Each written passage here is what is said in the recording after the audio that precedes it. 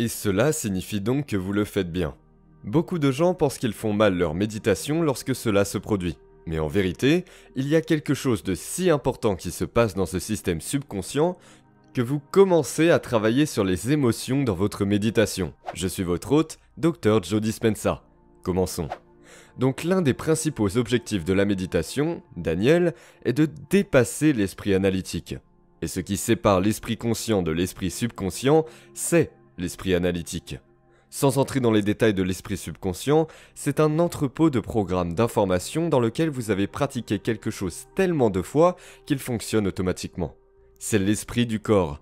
Ainsi, lorsque de nombreuses personnes commencent à apprendre à modifier leurs ondes cérébrales, à réguler leur ordre interne et à passer aux ondes cérébrales alpha et theta, la porte s'ouvre entre l'esprit conscient et l'esprit subconscient. Et les émotions qui sont stockées dans ce système implicite et qui sont liées à certaines personnes ou à certains événements à certains moments.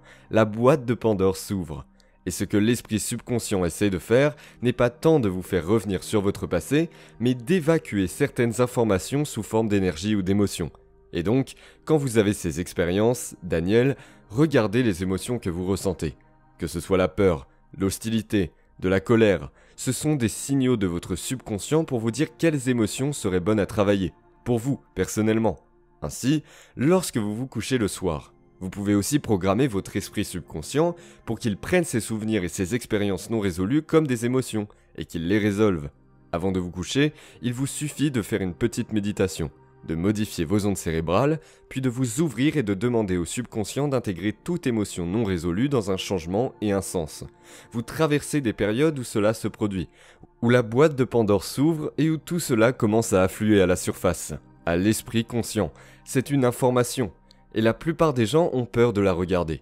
Ne perdez pas beaucoup de temps à essayer d'analyser la signification du rêve, travaillez juste sur cette émotion. Et si vous pouvez commencer à travailler sur cette émotion dans votre vie et que vous pouvez commencer à surmonter ces émotions dans vos méditations, elles se transformeront en autre chose.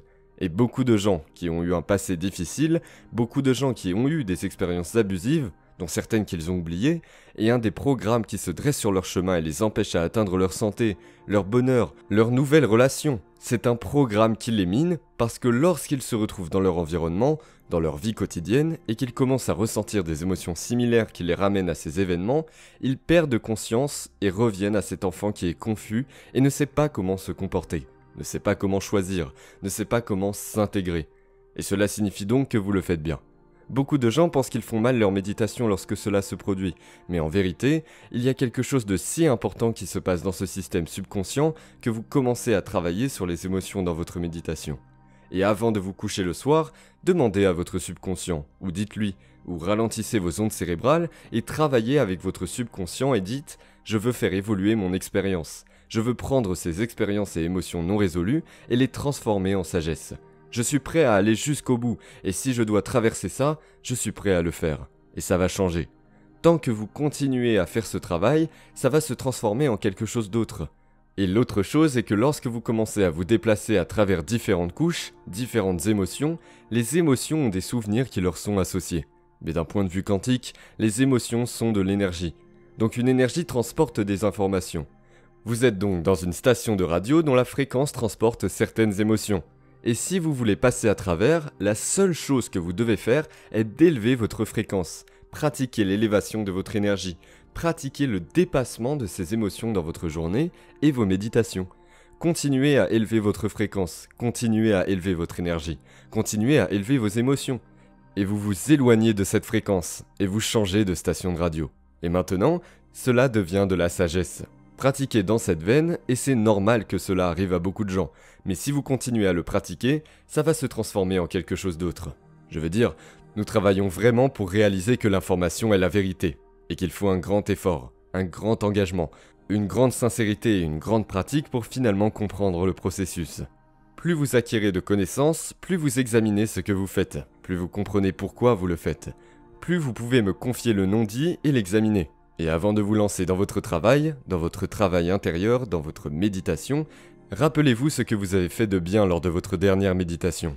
Revoyez dans votre esprit ce que vous avez aimé, ce que vous avez fait, que vous avez ressenti comme juste, ce que vous avez ressenti comme agréable, et revoyez ce que vous avez fait et refaites-le.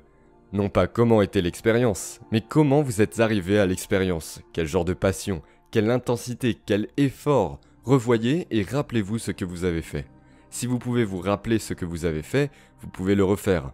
Faites-le avant de commencer votre méditation. Et pensez à « Mon Dieu, si j'ai juste une autre occasion, je vais y retourner et le faire ». Sur quoi dois-je travailler pour évoluer? Sur quoi dois-je travailler pour améliorer? Sur quoi dois-je travailler pour maîtriser? Et revoyez dans une stratégie ce que vous allez faire différemment de la dernière méditation, jusqu'au point où vous pouvez l'articuler. Vous pouvez vous l'expliquer. Et quand vous êtes très clair sur ce que vous êtes sur le point de faire, quand vient le moment de faire, ne pensez pas. Perdez-vous dans l'acte qui crée une expérience. Et laissez-moi vous dire quelque chose. Beaucoup de gens sont tellement conditionnés à l'intitulation qu'ils pensent que ça devrait arriver en une méditation ou en 2 méditations. Je peux vous dire par expérience, j'y suis depuis assez longtemps, que le divin c'est toujours ce qui est le mieux pour vous. Et si vous continuez à vous montrer, à faire l'effort, à pratiquer, à vaincre, à apprendre, à poser une question plus importante, et au lieu d'aller sur Facebook et de demander la réponse à quelqu'un, vous prenez le temps de la chercher vous-même pour qu'elle ait un sens pour vous. Je vous garantis que lorsque les miettes commenceront à tomber en votre faveur, vous diriez toujours ce que tout le monde dit toujours. Ça valait tellement la peine. Parce que quand vous devenez si satisfait de vos efforts, qu'il ne s'agisse plus de l'événement qui se produit, c'est le fait que vous êtes en train de le créer. Vous commencerez à comprendre que lorsque nous nous sentons si entiers que nous ne voulons plus rien, on se sent si entier que nous ne voulons pas être quelqu'un d'autre que nous-mêmes, que nous nous rapprochons de cet endroit où nous devenons la personne que nous avons toujours voulu être.